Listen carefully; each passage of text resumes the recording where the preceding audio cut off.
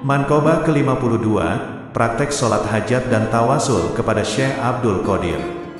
Dalam kitab Bahjatul Asror, Syekh Abdul Qadir Jailani menerangkan, barang siapa yang bertawasul minta pertolongan kepadaku dalam kesusahan hidup, akan dihilangkan kesusahan itu. Barang siapa memanggil namaku, istighosah, dalam kesulitan akan diberi kegembiraan. Dan barang siapa yang bertawasul kepadaku untuk keperluan hidup akan dihasilkan maksudnya. Barang siapa yang sholat sunat hajat 2 rakaat, pada tiap rakaat setelah membaca Fatihah lalu membaca surat Al-Ikhlas sebanyak 11 kali. Jadi dalam 2 rakaat itu sebanyak 22 kali surat Al-Ikhlas. Setelah mengucapkan salam terakhir, lalu bersujud dan mengucapkan doa permohonan. 1.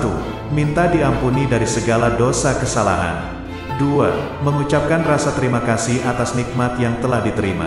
3. Memohon semoga dihasilkan segala maksud cita-cita yang baik. Setelah usai berdoa lalu berdiri menghadap ke kota Baghdad, dari kita menghadap ke arah barat daya, lalu langkahkan kaki selangkah-selangkah, dan pada setiap langkah disebut maksudnya dan disebut pula nama Syekh Abdul Qadir Jailani, insya Allah akan dihasilkan maksudnya. Dalam praktek melangkah hendaknya disesuaikan dengan situasi tempat. Keterangan ini tercantum dalam Sintoris. Sholat sunat hajat ini sebaiknya dilaksanakan setiap malam sebelum tidur atau setelah sholat isya, yang diawali sholat lisyukril wudu, sholat sunat tohur, sholat mutlak, sholat istihoroh, lalu sholat sunat hajat seperti di atas. Manqobah ke-53, Syekh Abdul Qadir wafat. Menjelang akhir hayat Syekh, malaikat Israel datang mengunjungi Syekh di kala matahari akan terbenam keperaduannya. Malaikat Israel itu datang membawa surat dari Allah Subhanahu wa Ta'ala buat Syekh dengan alamat sebagai berikut. Surat ini dari Zat yang Maha Pengasih disampaikan kepada wali yang dikasihi. Kemudian surat tersebut diterima oleh putranya yang bernama Sayyid Abdul Wahab. Setelah diterima, masuklah dia bersama malaikat Israel. Sebelum surat dihaturkan kepada Syekh, beliau sudah mengerti bahwasanya beliau akan pindah ke alam uluwi, alam tinggi, yakni meninggal dunia. Syekh berkata kepada putra-putranya, jangan terlalu dekat, supaya menggeser agak jauh, karena lahiriahnya aku bersama-sama dengan kamu, sedang batiniahnya aku bersama dengan selain kamu, dan supaya diperluas ruang ini, karena hadir selain daripadamu, tunjukkan sopan santunmu. Siang dan malam harinya, tak henti-hentinya beliau mengucapkan. Beliau berpesan, jangan ada yang menanyakan apapun kepadaku, karena aku sedang bolak-balik dalam lautan ilmunya Allah. Terdengar suaranya nyaring, lalu suara lembut tidak terdengar lagi, dan meninggallah Ridwanullahu anhu. Syekh wafat pada malam Senin Ba'da Isya, pada tanggal 11 Rabiul Akhir tahun 561 Hijriah, 1166 Masehi, pada usia 91 tahun. Manqobah ke-54, Syekh Abdul Qadir bertemu dengan wali pembimbing Syekh Hamad Wali Besar pada zamannya beliau. Selama belajar di Baghdad, karena sedemikian jujur dan murah hati, beliau mesti tabah menderita. Berkat bakat dan kesalehannya, beliau cepat menguasai ilmu pada masa itu. Beliau membuktikan diri sebagai ahli hukum terbesar di masanya. Tetapi kerinduan rohaniah yang mendalam dalam gelisah ingin mewujudkan diri. Bahkan dalam masa mudanya tenggelam dalam belajar. Beliau gemar mujahadah, yakni penyaksian langsung akan segala kekuasaan dan keadilan Allah melalui mata hatinya. Beliau sering berpuasa dan tidak mau meminta makanan dari seseorang, meski harus pergi berhari-hari tanpa makan. Di Baghdad beliau sering menjumpai orang-orang yang berpikir secara rohaniah dan bergaul dengan mereka. Dalam masa pencarian inilah beliau bertemu dengan Syekh Hamad, seorang penjual sirup yang merupakan wali besar pada zamannya. Lambat laun wali ini menjadi pembimbing rohani Syekh Abdul Qadir. Syekh Hamad adalah seorang wali yang sangat keras, karenanya diperlakukan sedemikian keras sufi yang sedang tumbuh ini. Namun calon gauts ini menerima semua ini sebagai koreksi bagi kecacatan rohaninya. Manqobah ke-55, Syekh Abdul Qadir dengan latihan-latihan rohaninya. Setelah menyelesaikan studinya, beliau kian keras terhadap dirinya. Beliau mulai mematangkan diri dari semua kebutuhan dan kesenangan hidup. Waktu dan tenaganya tercurah pada sholat dan membaca Al-Quran. Sholat demikian menyita waktunya sehingga beliau sering sholat subuh tanpa berwudu lagi karena belum batal. Diriwayatkan pula, beliau kerap kali tamat membaca Al-Quran dalam satu malam. Selama latihan rohaninya ini, dihindarinya berhubungan dengan manusia, sehingga beliau tidak bertemu atau berbicara dengan seorang pun. Bila ingin berjalan-jalan, beliau berkeliling padang pasir. Akhirnya beliau tinggalkan Baghdad dan menetap di Shusar, 12 hari perjalanan dari Baghdad. Selama 11 tahun beliau menutup diri dari keramaian dunia.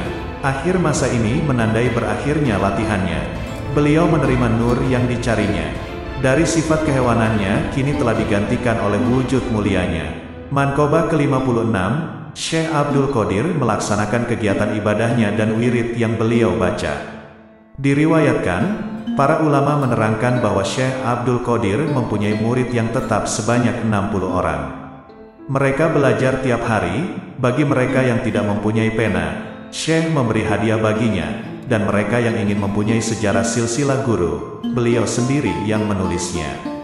Apabila beliau batal dari wudhu, beliau melaksanakan mandi wajib pengganti wudhu. Pernah terjadi pada suatu malam beliau menderita sakit perut, sampai 50 kali beliau bolak-balik pergi ke kakus untuk qada hajat, dan setiap balik itu selalu beliau melaksanakan mandi wajib. Ada kalanya beliau langsung sendiri pergi ke pasar berbelanja untuk makanan fakir miskin. Hal ini kalau terlihat pelayannya sedang istirahat. Syekh tidak merasa canggung bekerja seperti menumbuk, memasak makanan lalu membagikannya kepada fakir miskin. Syekh sangat menghormati para penziarah yang datang berkunjung kepada beliau. Jarang sekali beliau makan daging atau makan makanan yang serba enak dan mewah. Pribadi beliau sangat tawadu, ikhlas lillahi ta'ala. Beliau sering berbelanja ke pasar untuk memenuhi keperluan dan permintaan keinginan anak-anak. Karomah beliau jarang diperlihatkan atau dipamerkan kepada umum, malah seringkali disembunyikan. Pernah beliau berkata, barang siapa yang memperlihatkan, memamerkan karomah, tiada lain ia hanya mengharapkan duniawiyahnya saja, kecuali kalau diperintah Allah, atau karena motivasi hikmah. Pada setiap hari, beliau melaksanakan sholat sunat 1000 rakaat banyaknya, yang dibaca surat Muzammil. Surat Rahman, bila membaca surat Al-Ikhlas sekurang-kurangnya dibaca 100 kali. Setiap melaksanakan sholat fardu diakhiri dengan khatam Al-Quran. Tiap malam beliau membaca Asma Arbainiyah 600 kali banyaknya, demikian pula pada siang harinya. Seusai sholat duha, sholat asar, dan ba'da sholat tahajud beliau membaca doa syafi'i, lalu beliau membaca sholawat kubro, Asmaul Husna, Asmaun Nabawi, dan setiap bacaan sebanyak 1000 kali. Manqobah ke-57, Syekh Naqsyabandi menerima talqin zikir Ismuzat dari Syekh Abdul Qadir. Syekh Abdullah Al-Balko meriwayatkan dalam kitab Hawarikul Ahtab fi Marifatil Ahtab pada bab ke-25, saya menerima berita dari Khawajaki Sarmasat, ia mendengar pembicaraan guru-guru, para Syekh Kamilin, yang bertempat tinggal di negara Bukhari. Mereka menceritakan bahwa Syekh Abdul Qadir Gaot Sal-Adzom pada suatu hari beliau berdiri di atas pagu loteng sebuah rumah menghadap ke arah kawasan Bukhara. Di sana beliau bersama-sama dengan jamaah ikhwan, beliau mencium wangi kemuliaan.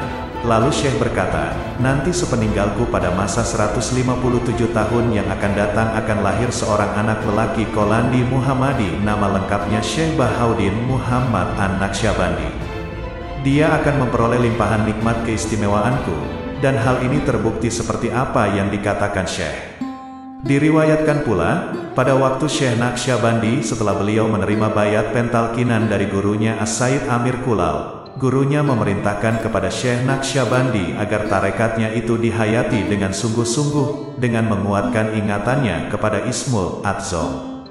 Dirasakan oleh beliau bahwa Ismuzat itu masih labil, belum mantap dalam hatinya sehingga timbul rasa cemas. Lalu berangkatlah menuju suatu lapangan. Kebetulan di sana beliau bertemu dengan Nabi Khidir alaihi salam. Setelah disambut dengan ucapan salam, Nabi Khidir berkata, wahai Bahauddin, sesungguhnya Ismuzat itu telah sampai padaku, telah kuperoleh dari Syekh Abdul Qadir. Oleh karena itu saya anjurkan padamu agar kami bertawajuh rabitoh kepada Syekh Abdul Qadir untuk memperoleh keberkahannya. Pada malam harinya Syekh Bahauddin mimpi bertemu dengan Syekh Abdul Qadir. langsung beliau memberi isyarat dengan jari tangan kanannya ke arah dada Syekh Bahaudin, lalu beliau mencap mentalkin Ismul Adzom itu pada hatinya. Setelah ditalkin terasa kemantapan dan bisa menghayati sesuatu yang dicemaskan tadi. Keesokan harinya telah dikenal di kalangan masyarakat di tempat itu hal yang telah dialami Syekh Bahaudin, lalu mereka menanyakannya.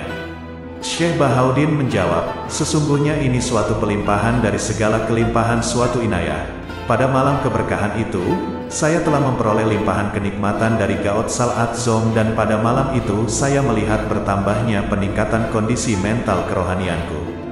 Pada masa itu telah masyhur di kalangan masyarakat dan para wali bahwa Syekh Bahaudin telah dicap ismuzat pada hatinya oleh Syekh Abdul Qadir. Demikian pula halnya Syekh Abdul Qadir mencap, mentalkin Ismul Adzom, ismuzat pada hati murid-muridnya. Kemudian banyak para wali yang datang berkunjung kepada Syekh Bahaudin, mereka menanyakan tentang pandangannya atas perkataan Syekh Abdul Qadir Qodami, ala rokobati kuli waliullah. Syekh Bahaudin menjawab, sesungguhnya menurut pandanganku beliau itu bukan hanya sekedar memijak pundak, tapi ala aini atau ala basiroti, memijak pada mataku atau pada mata hati nuraniku.